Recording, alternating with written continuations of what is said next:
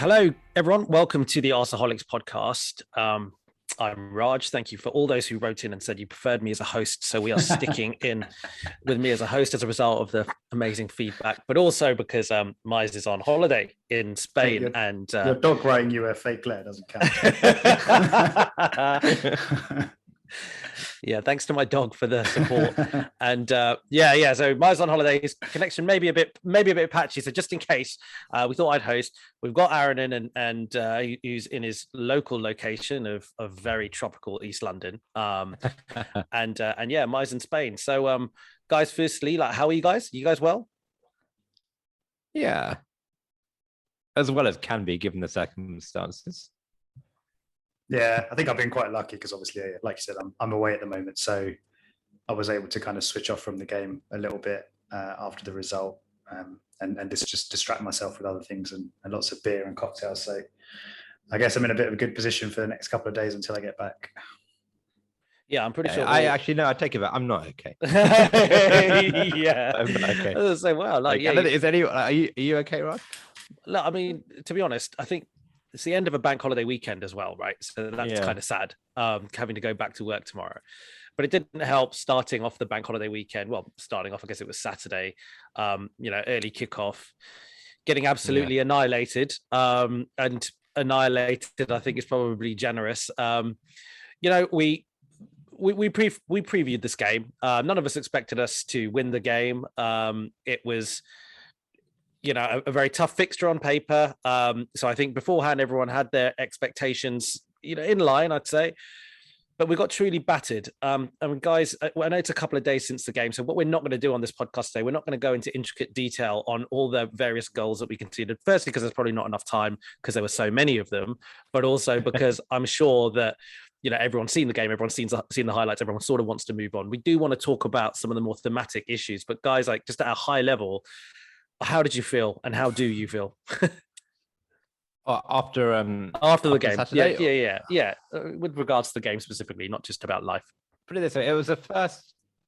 It was funny because I was thinking about, okay, like when we're preparing for this, about okay, well, what if we have to talk about the goals? And after 2-0, I couldn't actually tell you about the third, fourth, and fifth goal. Not because I wasn't watching, although I was very tempted to just switch off and be like, sod this. But it all just merged into this big mess of just rubbish. Yeah. And I didn't want to watch the highlights of that one again. So I'm kind of glad we're not going through the goals again so far. But yeah, it was, like you said, it was one of those where we knew we would lose, but there's a way to lose and there's a way not to lose. And actually, there's a way to lose 5-0 and then there's a way we lost 5-0, right?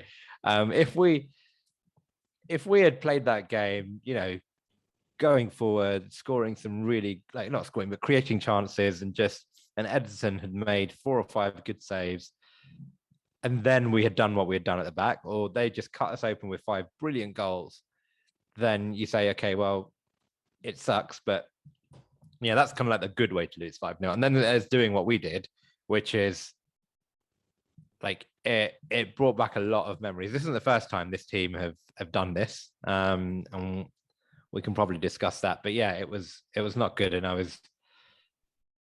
was really annoyed.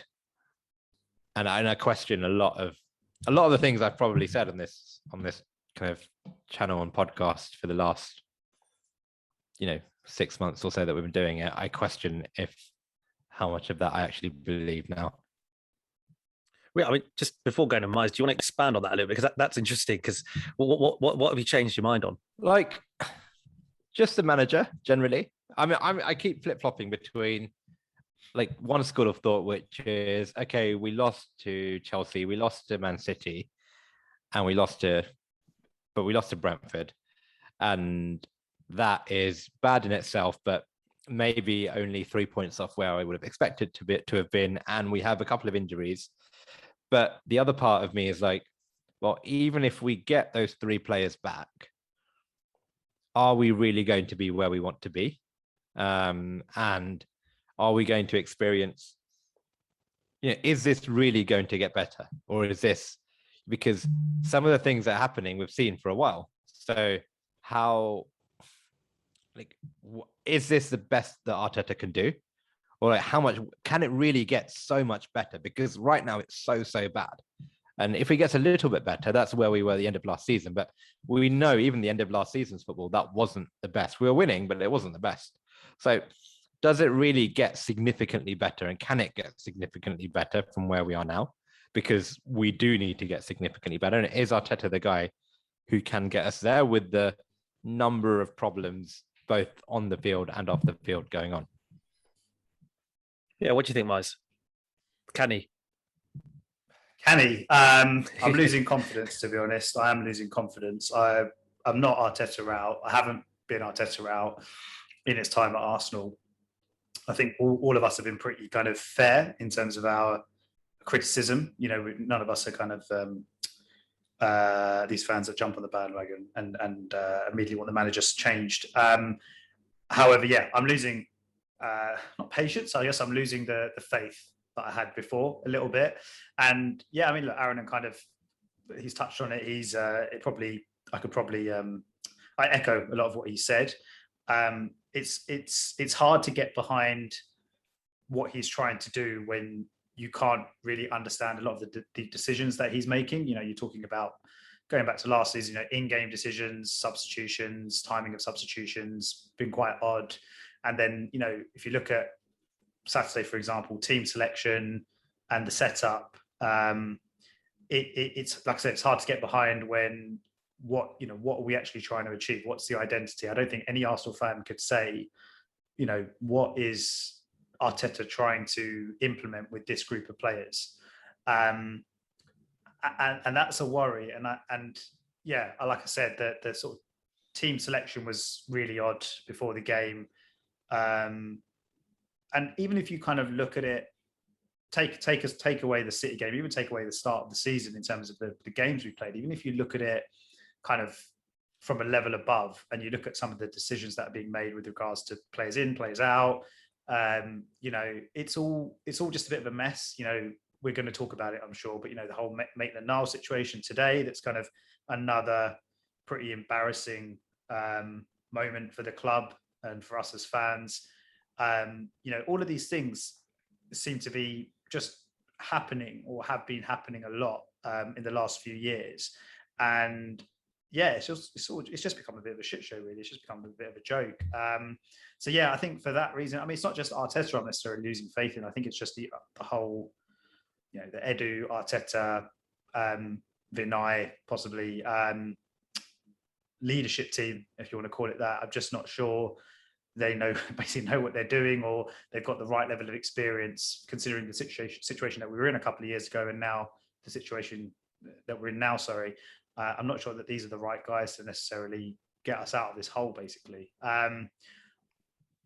Yeah, I mean, you could talk about it for ages, couldn't you? You could talk about it for ages. There's a lot more I could say, but yeah. Yeah, I think the realization I've had is that it's not one thing that's the reason. It's probably a little bit of about 7 or 8 different things. So 1, the manager's tactical decisions aren't right.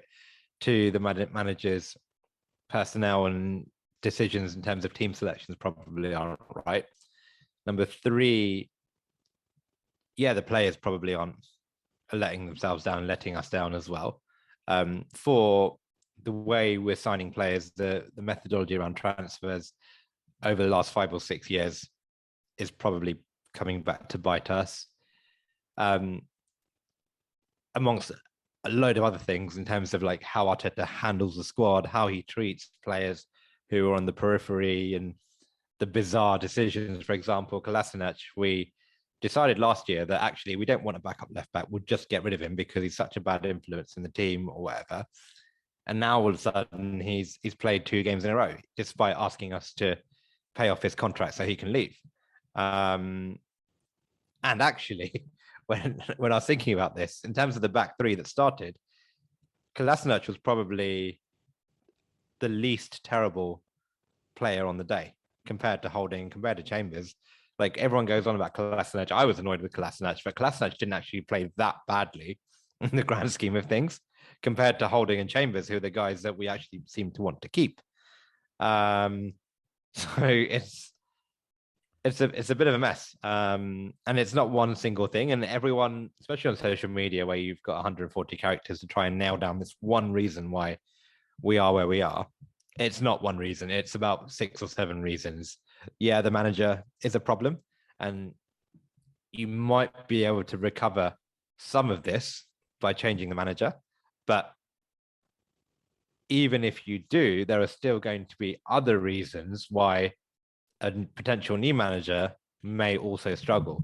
But you kind of hope that if you do, this new manager can overcome those struggles a bit better than Arteta could. Yeah, like you said, I think there's like 6 or 7 things. But I think the question that I pose back to you there, and I will reserve my opinion until I've heard yours, I guess, is that there's a lot of criticism, understandably, that's been on Arteta and Edu since the City game.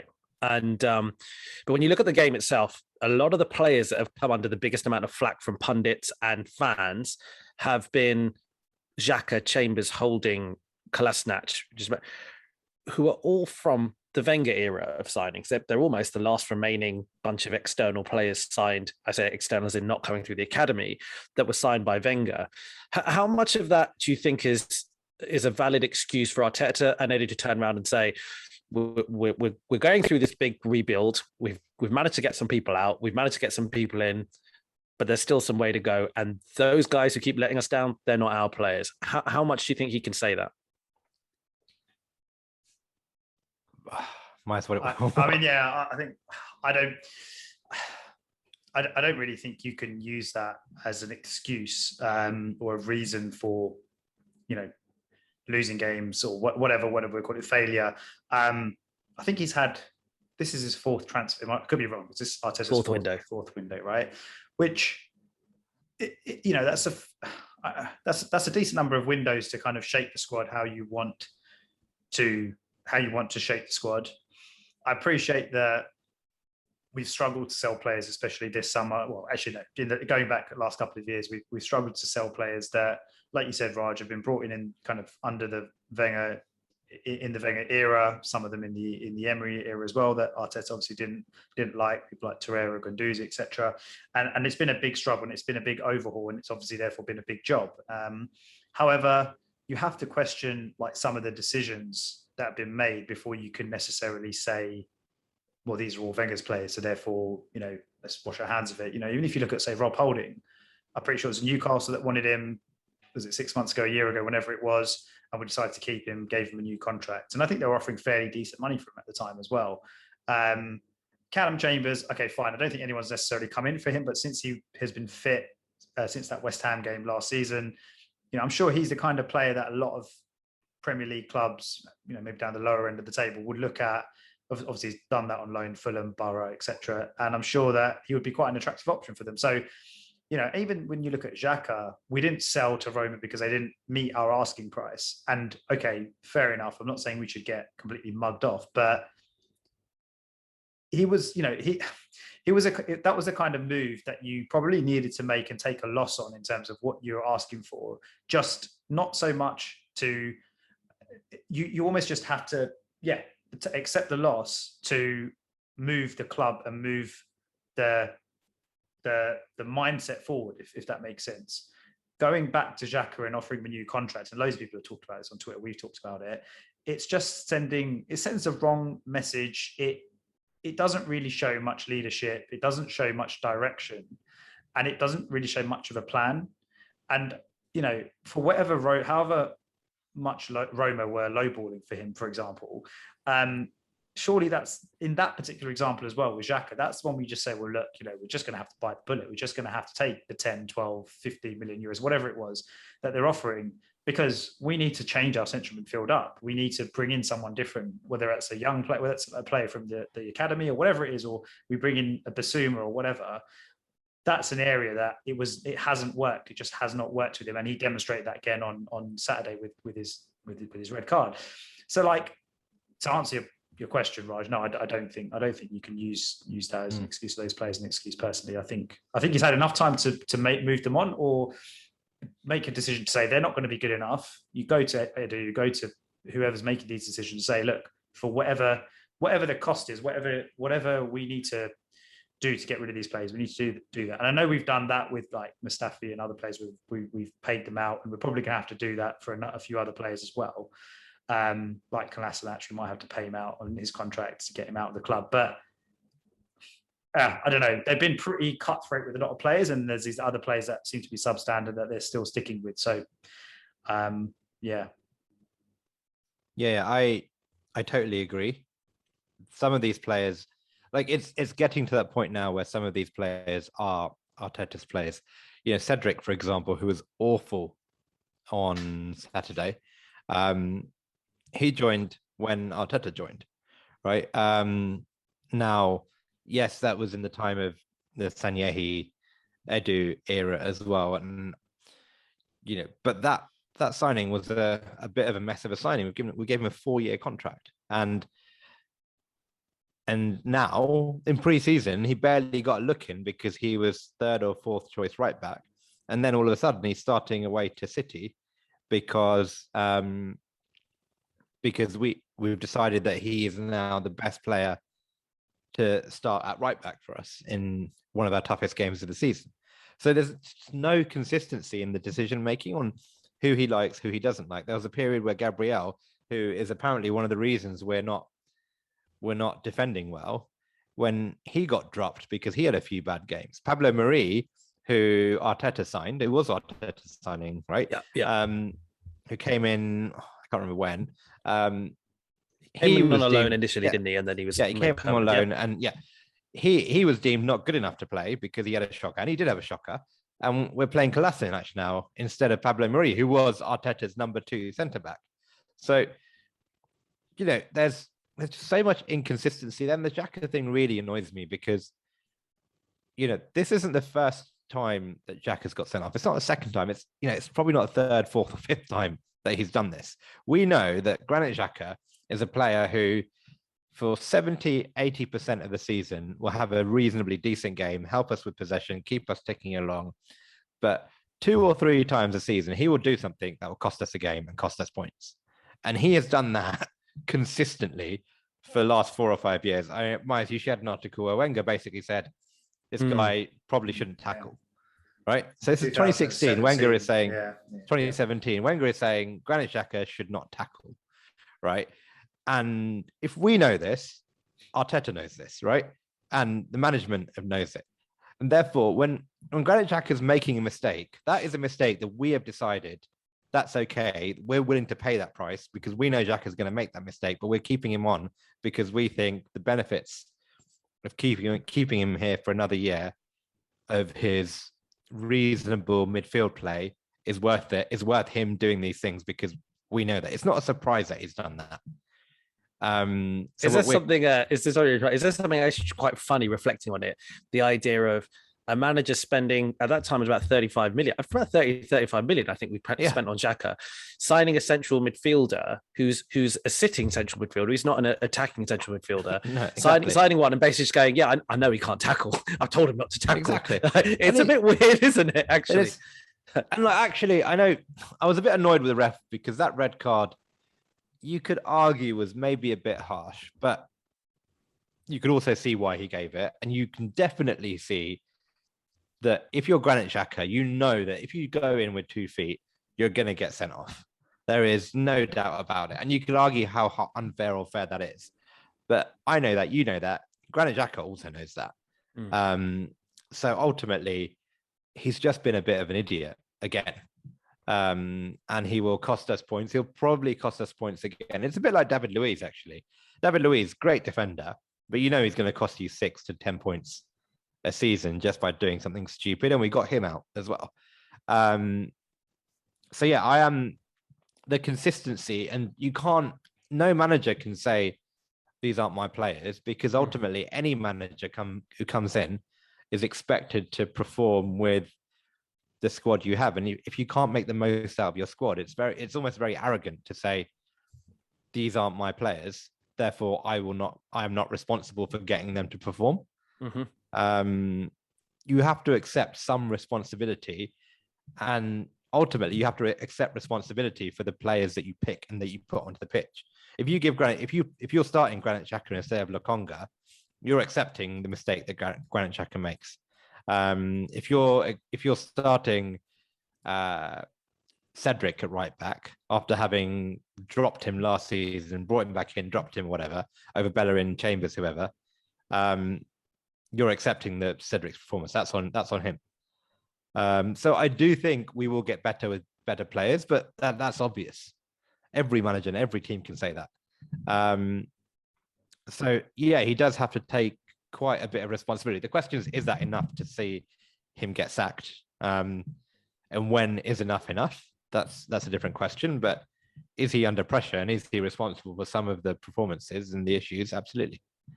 A question I guess built on that is, are we in theory, because I agree with everything you said, Aaron, in terms of I don't think managers should be able to play the card of not everyone in this team is my signing. They should never play that, in my opinion.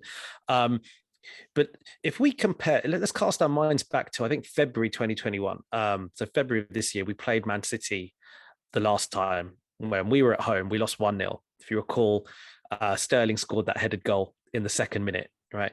I looked at the team sheet and Holding played that day. Pablo Mari played that day. I think El Neni played that day with Xhaka.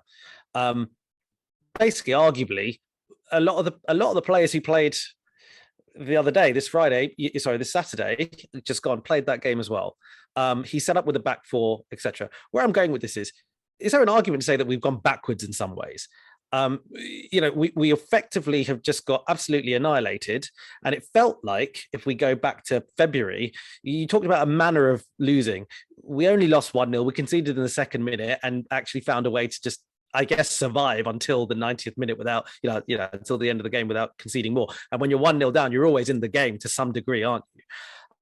What do you guys think? Shouldn't he know these players, even if they aren't all his players? Shouldn't he know them better, what they're capable of, and be able to set them up in a better way, not a worse way? Yeah, I mean, I don't know if we've necessarily gone backwards, but we're definitely standing still. Signs. I think there are signs we're going back. It's too early to tell if it's a trend, but in the first 3 games of the season, I think defensively we might be going backwards. Yeah, possibly. And then I guess then you throw into the equation or the argument, we've not had Gabriel, we've not had Thomas Partey, etc. And then, so it's hard. It's quite hard to judge. It's quite hard to judge based on just 3 results when you've had so many key players missing. To say, we're going backwards compared to how we finished the season last season. I know you're comparing 2 specific games against City this time around and last time around, Raj. But, if you take sort of the back end of last season where things were looking quite positive, and then you compare it to the 3 games so far this season, it's quite, do you know what I mean? It's quite hard to just say, things are going backwards. So that's why I kind of say, I don't think things have moved forward, because my reference point from last season is we had obviously we had a poor first half, we had a good second half, so we sort of averaged out of eighth position. The thing that I refer back to in my mind and makes me think that this just isn't working is the Villarreal second leg, where it was a game where we obviously had to win. We needed to score a goal. I think it was it a goal? I can't remember now, but I know we needed to score. And that game was just so flat. Considering it was a European semi-final as well, it was just a very, very flat performance. And it reminded me a lot of the 3 performances we've had so far this season. So from that perspective, that's why I say we're definitely not moving forward based on what we've seen so far. And it's just, I mean, like I said, we could talk about it for ages, right? But it's just really, really worrying. It's just really worrying watching these games, especially the Brentford game and probably the Chelsea one, the 2 that you probably say we should compete. We'd probably expect to compete a bit more in those 2 games, considering Brentford is Brentford. No disrespect to them. Obviously, they were the better team on the night, but they are a team that's, despite all that, got promoted last season. And the Chelsea game being the first home game back after COVID with fans and everything, they're the 2 games that we both looked at and probably thought we expected a lot better performances. And the performances were poor, and this lack of identity is the thing that's massively worrying me. Defensive mistakes can potentially be eradicated with good coaching or better players, but it seems like he's tried almost everything. Maybe I'm being a bit harsh, but it seems like he's tried almost everything with the players he's got going forward. And we added Ødegaard to that as well now. I'm pretty sure that was after the Chelsea game. And there just doesn't seem to be, like, if you watch us, right, if I turn this back to you, like Raj, for example, when you watch us trying to move the ball forward into dangerous areas and create chances, what would you, like, how would you describe that approach? How would you describe that tactical approach? Or what do you think we're trying to do? Would you be able to? Honestly, I think normally when we set up with our normal four at the back, it seems like he likes the idea of trying to get Tierney to overlap and get it to Tierney and whip in the low cross. We'll probably use Ødegaard more now that he's here. But like you say, if you look across the games this season, there's been no pattern whatsoever, partly because the systems have been different. But if you look at like the game on Friday, absolutely, there's no. Sorry, I keep saying Friday, on Saturday. There's absolutely nothing that I could say. I couldn't come up with any idea of what the attacking plan was that day, aside from give the ball to ESR and see if he can carry it a little bit, and that was it. But I agree with your general point overall about what is he trying to do. At least when he started, when Arteta took over, it seemed a bit clearer, didn't it? He kind of played a very specific kind of counter-pressing system, and but now, no, I can't see it. So I completely agree with that observation. I was just going to ask as well, just a slight segue, but do you think, like, there was talk today, I think there was talk after the game that the players had an emergency meeting. I don't really know exactly what that means. But there was talk on Twitter today or yesterday that, Arteta's lost the dressing room. I know these things are going to come out. People are going to tweet this and it's going to kind of spread because people like to talk about this kind of stuff and retweet this kind of stuff. But do you think there's any truth in that? And that links to some of the performances that we've seen so far this season? Like, do you think the reason that when we watch these guys pick up the ball and you kind of expect to see, Aubameyang making a run, Pepe making a run, quick movement, like, just people trying their best to almost make something happen, considering we haven't scored a goal this season, we haven't really created many chances, and you don't see that third game in a row, does that make you think? Because it makes me think, oh shit, like, are these guys even playing for the manager anymore? Is it a situation where they're just not trying as hard as they potentially could be, considering they are all international players? They're all worth a lot of money. They've all shown they can do it at some stage in their career. Yeah, I think in a normal world, that would be my conclusion. Maybe I'm kind of being too nice and too kind to Arteta, but the circumstances have been extraordinary in the fact that the Brentford game, we literally started without any strikers. We had Saka that wasn't fully fit, and we played Balogun and Martinelli. Martinelli just come back from Japan. Balogun has barely played or hasn't played any Premier League football. Then you get to Chelsea and, the squad and the attack is still very much threadbare.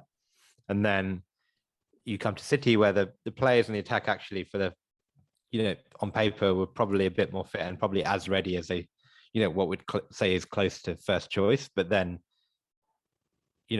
we go down to 10 men after like 30 minutes. And at that point, the game's over and we really struggled to attack. But actually, and this is, really kind of, what's the word? Like clutching at straws somewhat. But for the first 10 minutes of that game, we actually looked okay going forward. 6 minutes. We were good. Yeah, we were before they scored. For those 6 minutes, it was, probably the best 6 minutes of football we've played all season. So, there is an element of like, maybe he deserves, like, he's got one more chance because of all these mitigating circumstances. And that's why this Norwich game is really big from a performance point of view, because if it's still dull and it's still dreary when we get our players back, then I really will be concerned, because then it's like, how do you not have us working well, attacking well? Because we said, when we didn't make Europe this year, the one benefit of not being in Europe is we can really prepare for these games. We can have the perfect tactical plan. Our players can be ready at every opportunity to take advantage of any mishaps, any tiredness, any flaw in the game plan that the opposition may have. So, it's time to start delivering on that. And that's why Norwich, I want to see us win and win comfortably. Otherwise, the pressure really will be on, and anything else for me will feel like feel like a defeat. Well, to build on your losing the dressing room kind of point, like I think that there's two ways of losing a dressing room, and one is arguably more dangerous than the other, and I think that might be what's actually happening here. The other one, I think the most obvious way is like a manager loses the dressing room, players tangibly don't get along with the manager. Yeah, there are fallings out. There's bad blood. There's bad temper. Like there's just, players don't want to play, consciously don't want to play for the manager. I think that's one element of losing the dressing room. I think the more dangerous way is when the players don't even. I don't get the impression that the players dislike Arteta, and I don't get the impression that they want Arteta out necessarily. But I do get the impression that he's not necessarily getting through to them, and he's not able to motivate them in the right way. And some managers do it through fear and shouting and whatever. Some managers do it through, I know, Harry Redknapp and the style of just basically telling everyone they're the greatest in the world. But if I take some of the goals, for example, we conceded against Man City, even actually if we go to Chelsea, even if we go to Brentford goals, some of it for me just feels like effort, and it feels like people just not jumping. It sounds silly, but like just not competing for balls, not being so switched on. And sometimes I see other managers, like I see other teams, I see like your Chelseas or whatever, who have players who have gone through various different managers. Some of those players, Christensen, for example, is a good example of a player who I haven't always rated. Like I haven't always rated through the years, but I see him now under Tuchel, and he's everywhere. He's like, he's putting 150% out. And I look at our guys and I go, are they doing that for Arteta? I think that's a concern for me. I don't think it's a question of effort. I don't think it's a question of desire or want. I genuinely believe that these players are, in the most part, doing their best. I think it's a question of they're simply just not good enough to consistently perform over, maybe not 3, 4, 5 games, but over a season or 2 seasons. Someone like Callum Chambers is a perfect example of that. Rob Holding is another great example. Someone who will probably be okay for brief stints. There was a part where I think Rob Holding said he thought he might get a sneak into the England World Cup squad, right? But you look at them now and you think, well, there's a reason you just aren't good enough, because you make mistakes like that. Chambers got out jumped by Gundogan. How does that happen? Yeah, but I was just going to say, mate, like I do agree with you, but I guess leading on from what Raj was saying, if you took a look at the other end of the pitch, and that's probably where my point was more, looking at the other end of the pitch, and you look at some of the world class, I say world class, but whatever, like the Aubameyangs, the Lacazettes, the Pepes, the Xhakas even, a lot of these players, we know that they can put in a performance. And maybe it is, this is the thing, like we know Aubameyang can do it for a whole season. We know Aubameyang's got an amazing goal scoring record, but he does, and we said it last season as well, he can sometimes look a bit disinterested. He can sometimes look a bit like, like last season, I know he had like an off season for various reasons, and you've got to take that into account. But there were times when the ball just wasn't even sticking. Like it was a very easy ball to control. It was coming into him and it was just bouncing off him. Like he didn't look like, and I'm getting sidetracked a little bit, but the point I was trying to make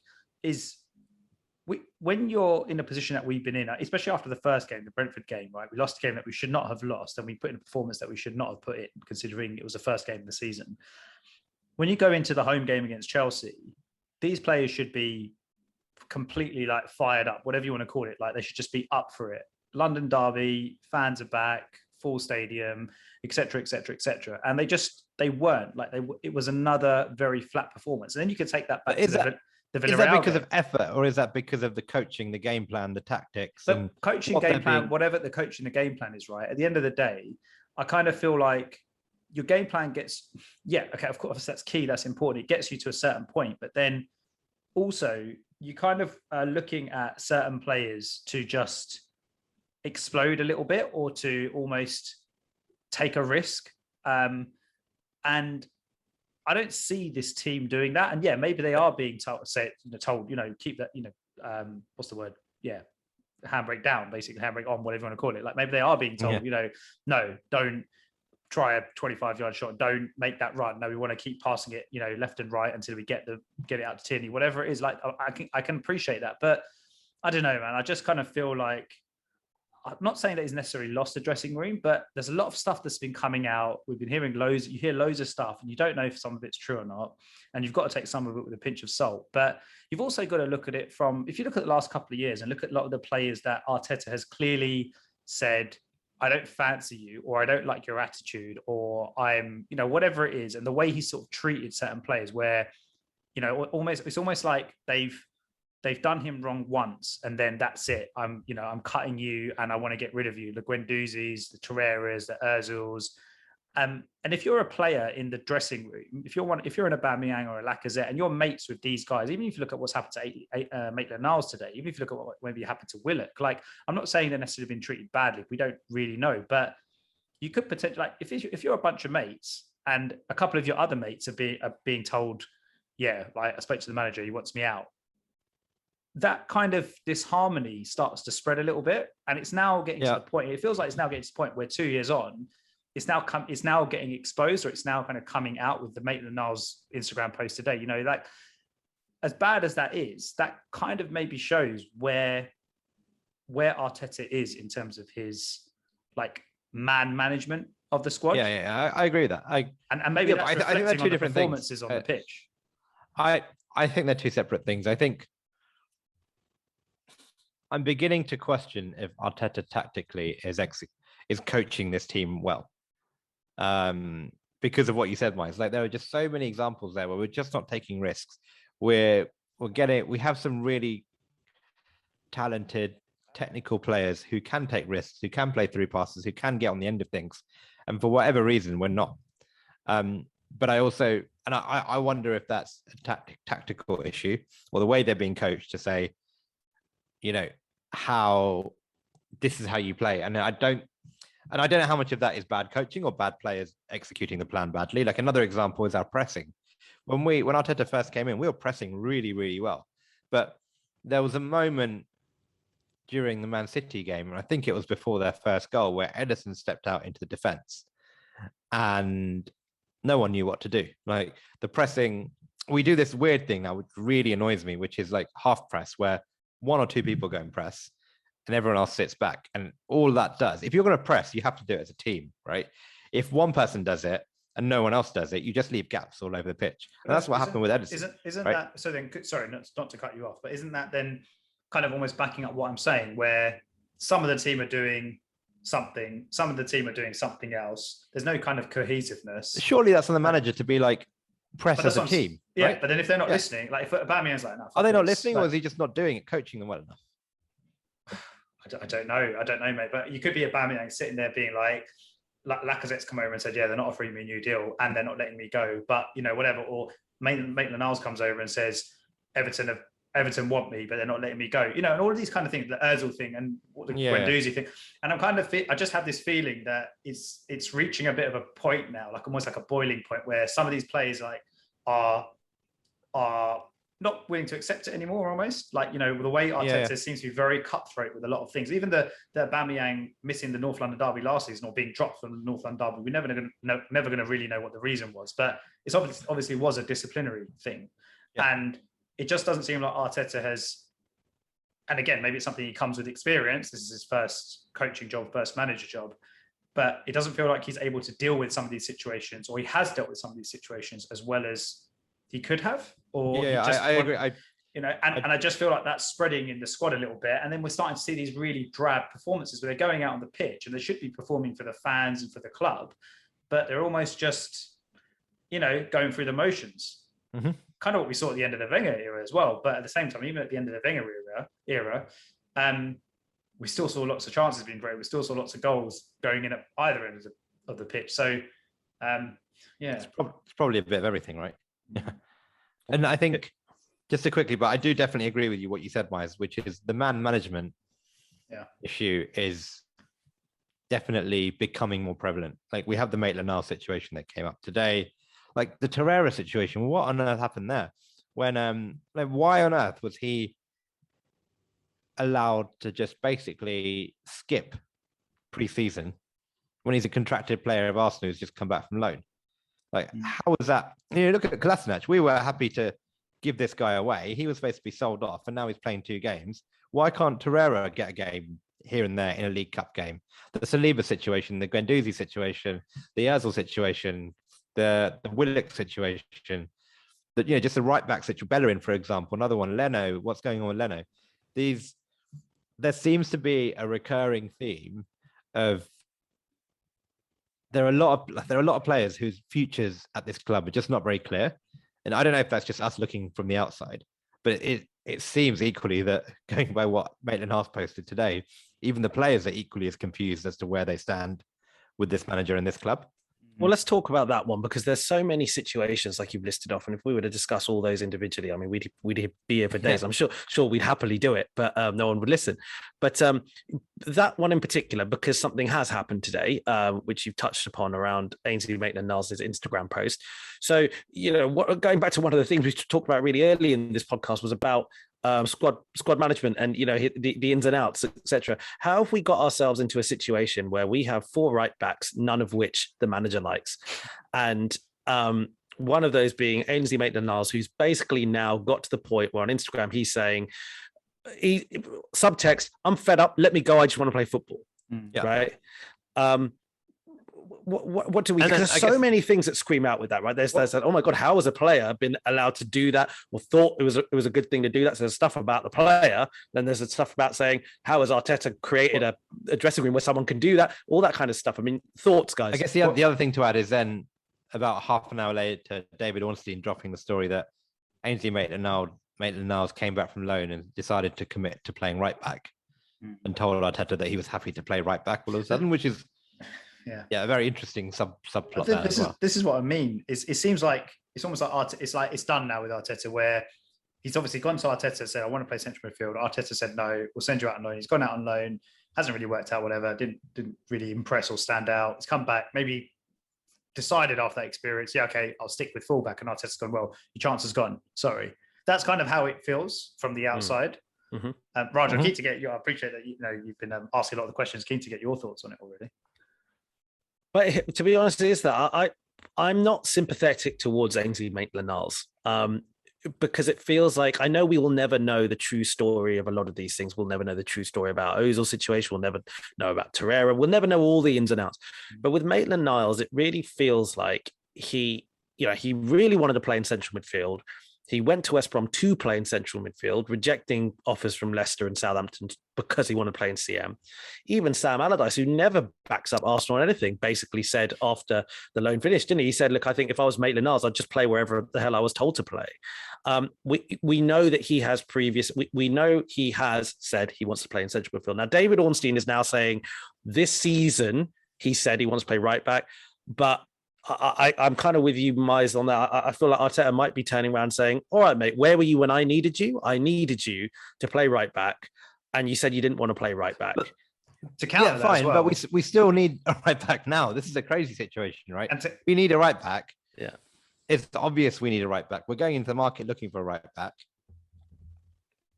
If you're Arteta, like, what do you do now? You can either be like, well, I'm just going to alienate another player, a young player, or I can just solve one of his problems and move on.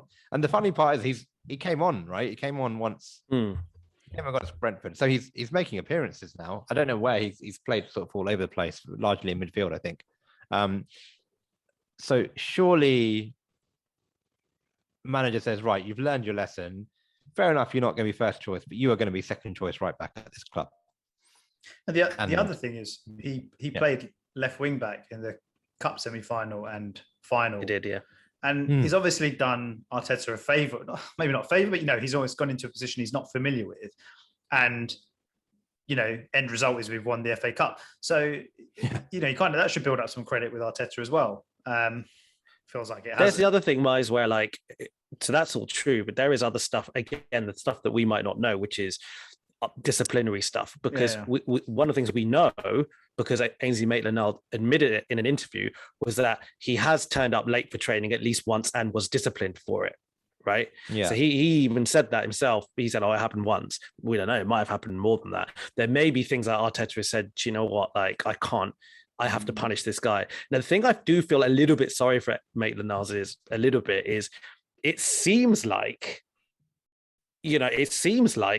part of the reason why we're not letting him go is because we now don't want Bellerin to go to Barcelona because Barcelona might let Emerson go to Tottenham, and he's getting caught up therefore in this like side drama where we're effectively kind of, I don't know, just trying to not kick off a chain reaction of events.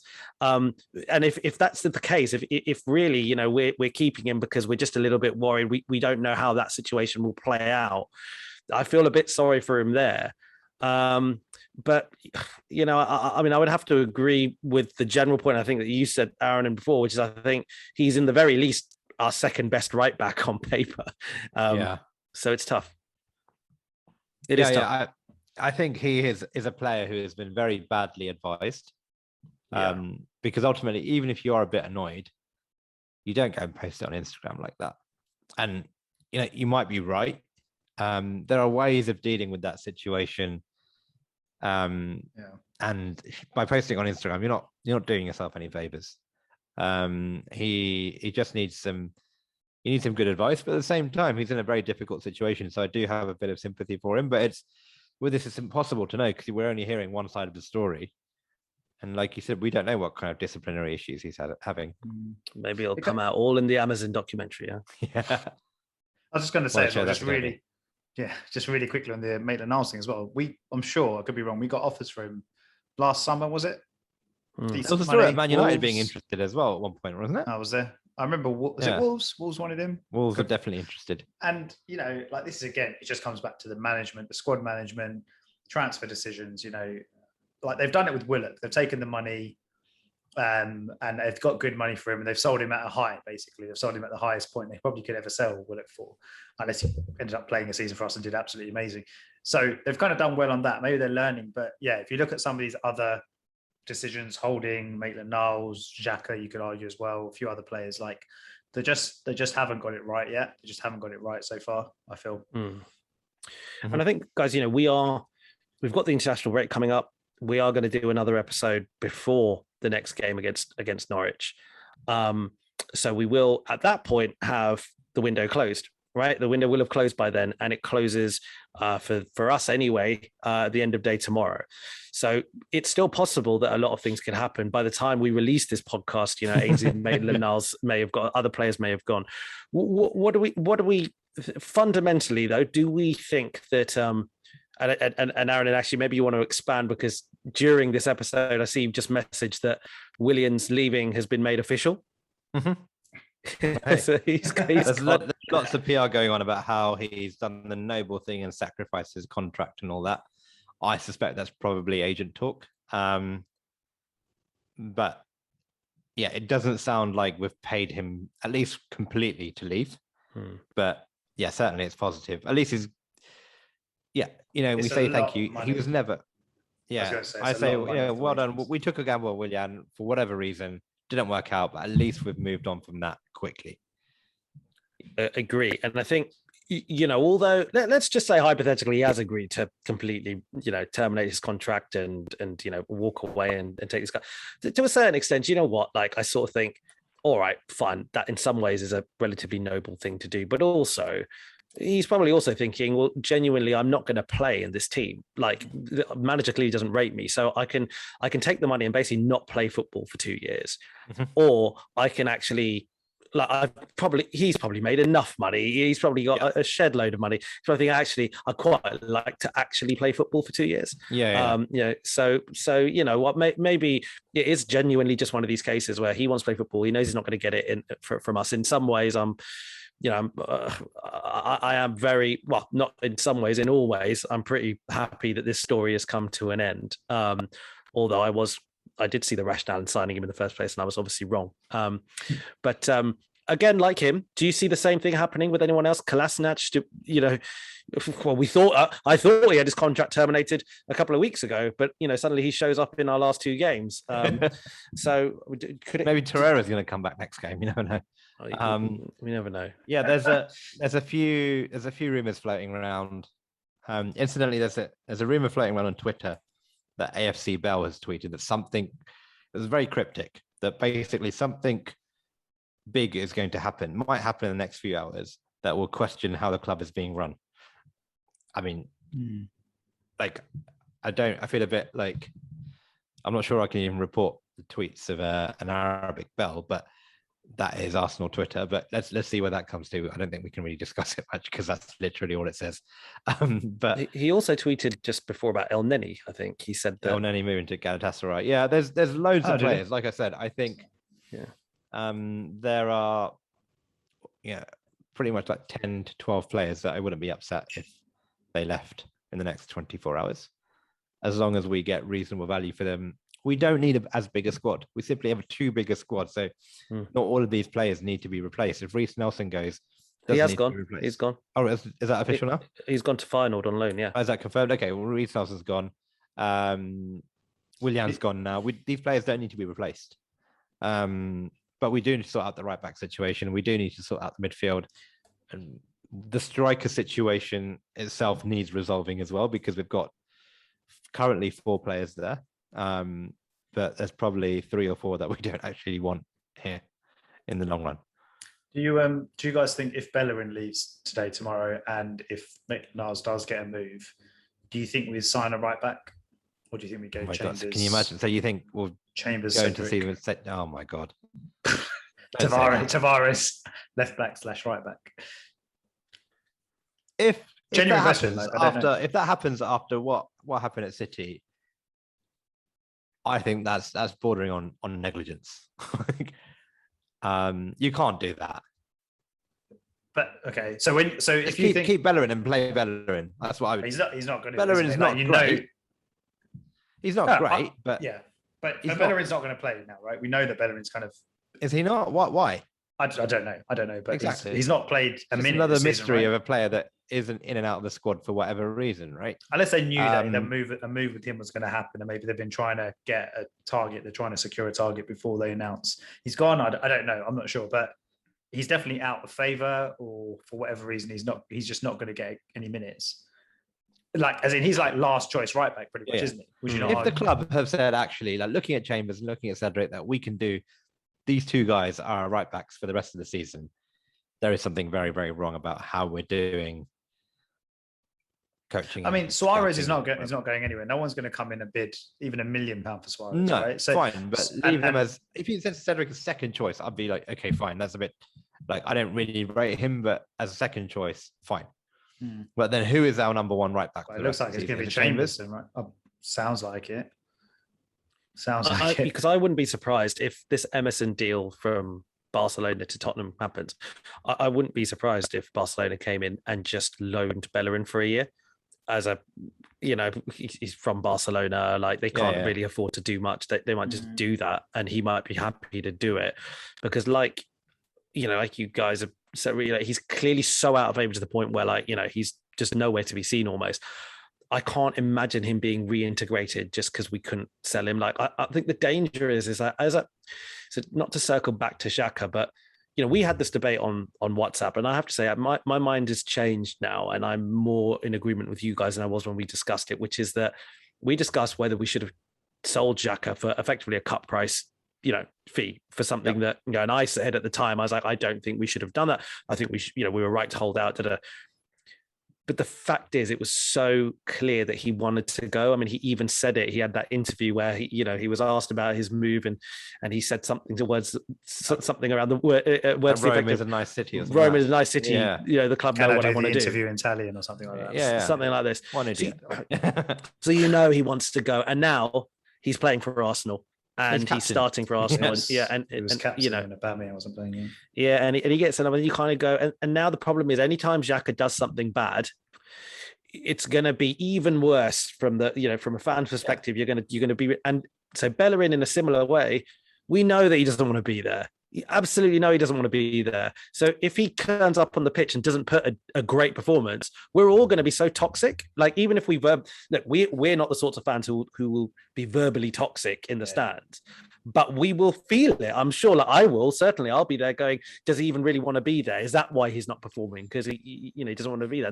And if you have if you have one player acting that way, it's terrible. If you have more than one, geez, that's a terrible place to be.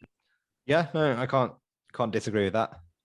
It just shows like they told us all summer there's a plan, and if that plan meant we're willing to be happy with Callum Chambers as our right back for the season, then it's not a very good plan in my opinion.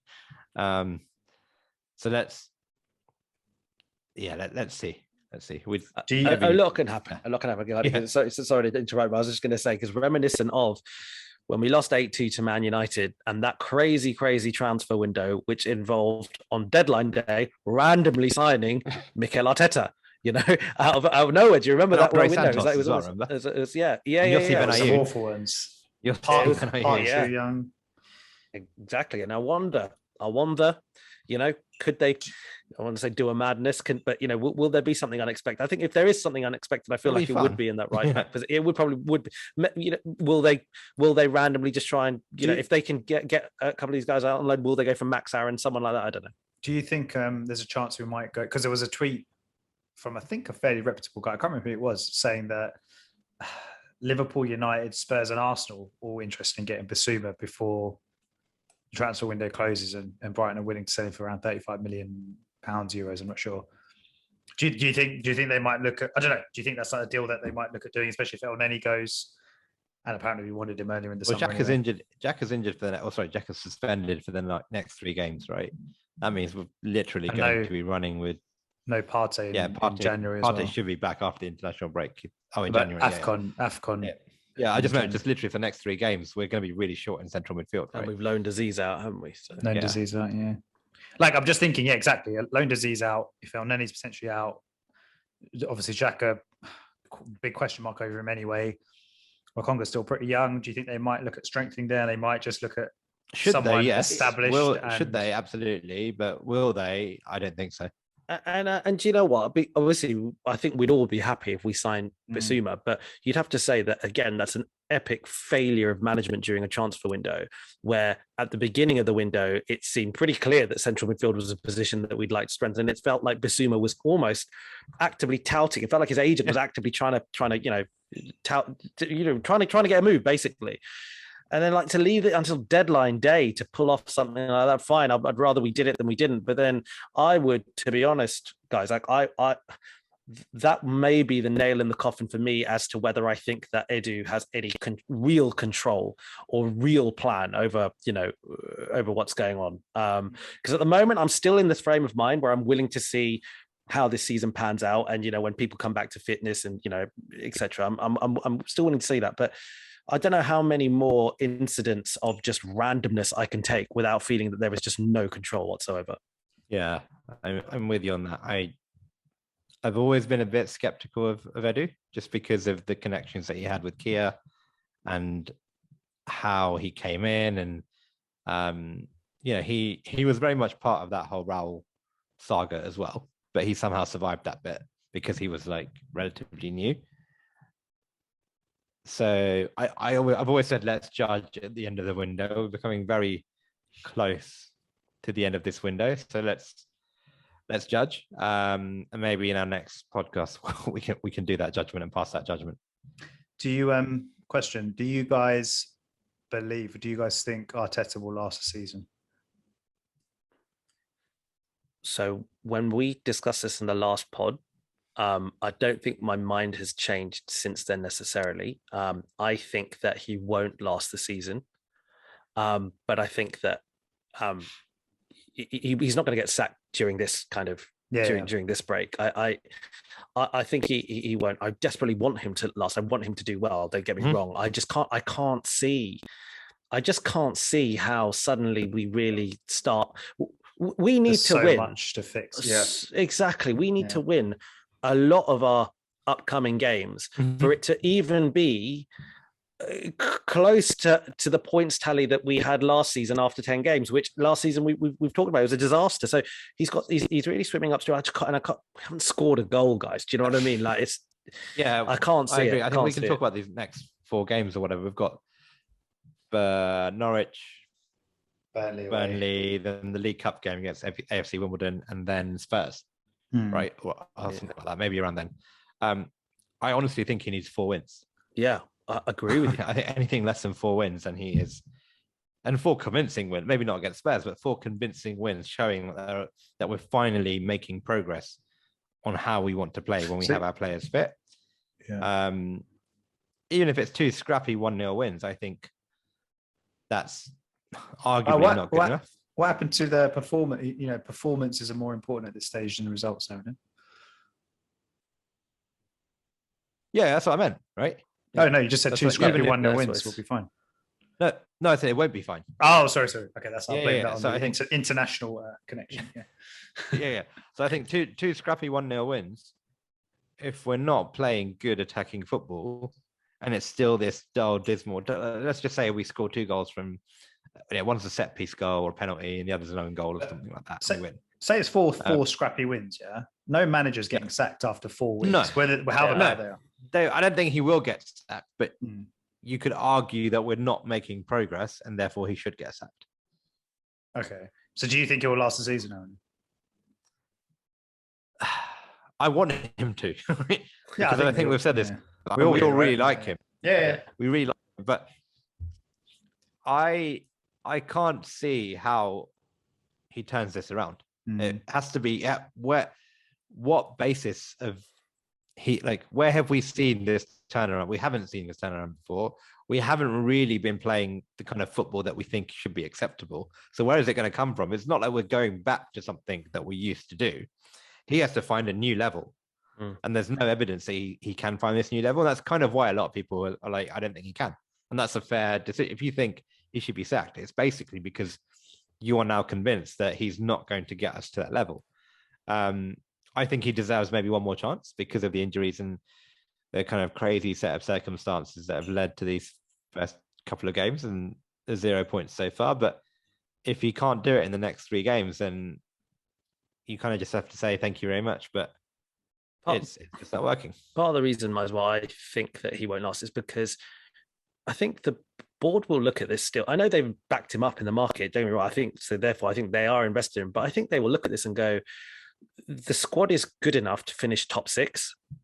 Like, it's good enough to finish top 6 when we don't have any Europe. And I think if we go into this patch of games, and let's say if we don't beat Norwich, they will have, surely there'll be a moment where they'll go, do you know what, honestly, a new manager could come in and very easily just get the squad that we have good enough to be top 6, not to ask about top 4, like preparing for basically 1 game a week. They might think that's good, and they might think the financial incentive and the all that kind of stuff is worth it. So I think I'm with you in that. I think results are what's going to be important to the board. But I think they'll absolutely. I think if he wins 1, I think they won't care. They'll any excuse to keep him. I think they'll do it. Yeah. But I think honestly, if we don't beat Norwich, he's in a lot of trouble. A lot of trouble. I was going to ask that next. What do you think happens if we don't beat Norwich? But do you think he goes? Do you think he gets sacked straight after the game, like immediately after? Oh, I mean, mate, do they wait until Burnley for whatever reason to see what happens? But why wait? There's no reason. That's what I'm asking. What do you think happens if we don't? Let's just say we draw or lose to Norwich. Come on, I mean, losing to Norwich at home after we've lost to Brentford away is inexcusable. No, he has to beat them. He has to beat them. He's not a new manager. He's not new to this team. Like there's only so many concessions we can give. He has to beat Norwich, and even if there are injuries, the team that we put out against City should be good enough to beat Norwich. Yeah, completely agree. And maybe that's a good place to leave it for now. Look, because I think we are going to be doing another episode before the Norwich game. We can talk about it a little bit more if our views have changed and assess the squad situation there as well. I have a feeling there's going to be some funny twists and turns over the next 2 days. Let's get this out before. So do you know what I mean? Exactly. So let's do that quickly. So we'll sign Messi tomorrow, something like that. You know who I think we might go for? I think we might go for OR.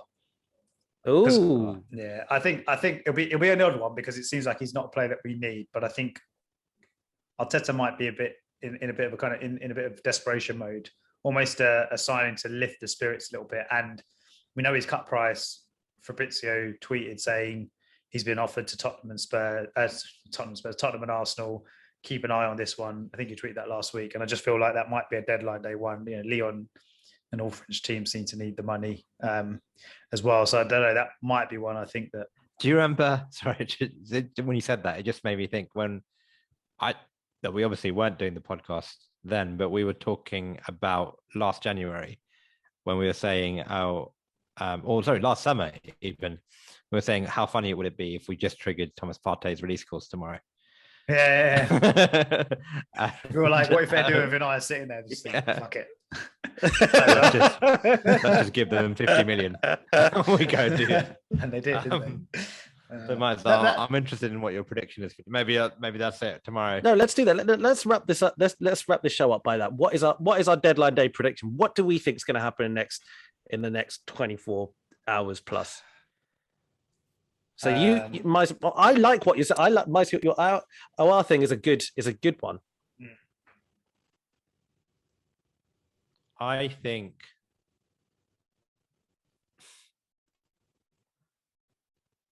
I'm trying to think of something crazy, but I can't. I think we might. I won't say I think we'll sign a right back. That's not very crazy. Is that? No, just go with yeah.